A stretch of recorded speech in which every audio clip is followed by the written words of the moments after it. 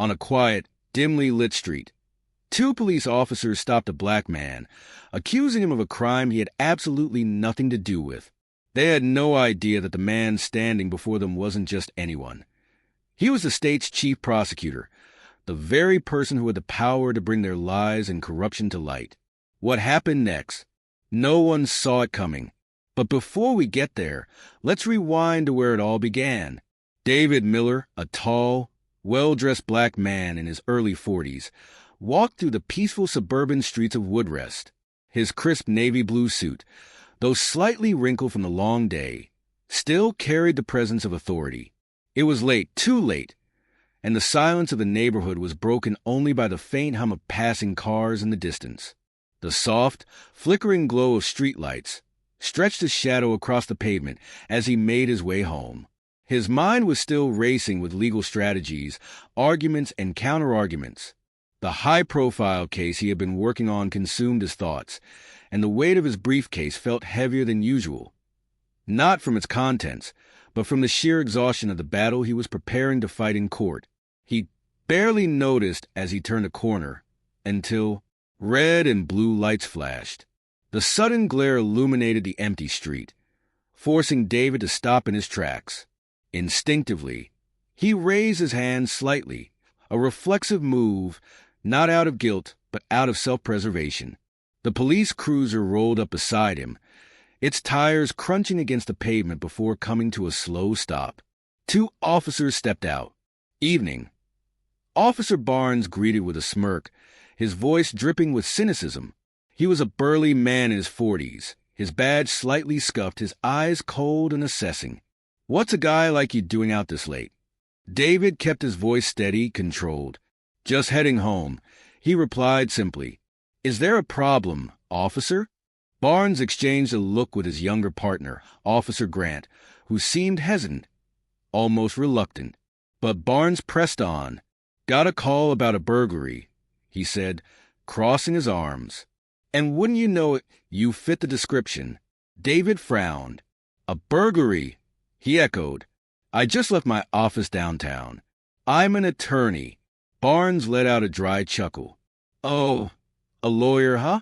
That's a new one. And what's in the briefcase, counselor?" "Stolen goods." Officer Grant shifted uncomfortably, but he didn't speak. Did he already know this was wrong? David took a slow breath, forcing himself to stay calm. "These are legal documents," he said, his voice firm. "You're welcome to look, but I assure you, there's nothing in here but case files." Barnes didn't ask. He just grabbed the briefcase. David's jaw tightened as Barnes flipped it open, rifling through neatly stacked papers with mock curiosity.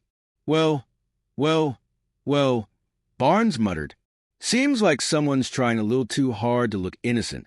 "This is harassment," David said sharply, his patience thinning. "I haven't done anything wrong." Barnes scoffed. "That's for us to decide," he sneered. "Turn around. Hands behind your back."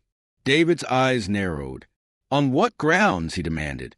"You have no evidence, no." Before he could finish, Barnes grabbed him, yanking his arms behind his back.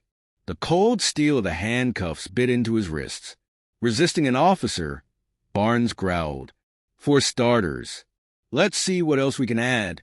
Grant hesitated, looking away as if he couldn't bear to meet David's eyes. He reached for his radio and mumbled. "Dispatch, we're bringing in a suspect." A suspect? As if David was anything more than a man walking home. David was shoved into the back seat of the cruiser, his heart pounding. Not from fear, but from a raging storm of anger. This wasn't about him. This was about all the men before him who had been unjustly arrested, falsely accused, and silenced. Not this time. At the station, the sterile stench of disinfectant and burnt coffee filled the air. Fluorescent lights buzzed overhead as David was marched into the booking area, his belongings stripped away. Wallet, phone, briefcase.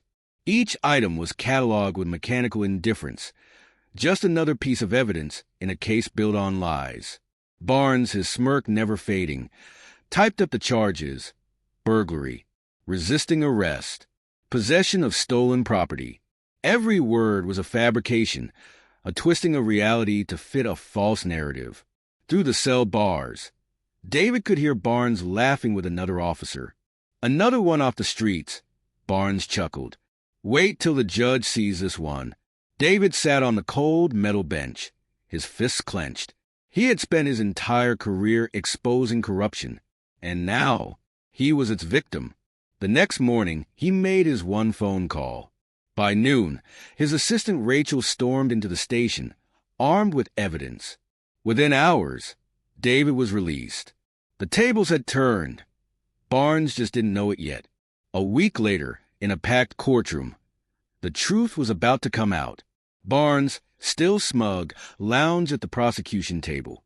Officer Grant, looking far less confident, fidgeted beside him.